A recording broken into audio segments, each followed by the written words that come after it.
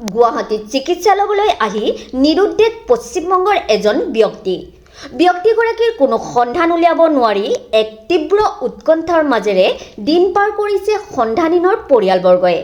জানিব পৰা মতে পশ্চিমবংগৰ দিনাজপুৰ জিলাৰ বাসিন্দা মহম্মদ ছেমছান হুছেইন নামৰ ব্যক্তিগৰাকীয়ে 15 দিন আগতে এগৰাকী বন্ধুৰ সৈতে চিকিৎসা লোৱাৰ উদ্দেশ্যেৰে আহি গুৱাহাটীৰ GMCHত ভৰ্তি হয়।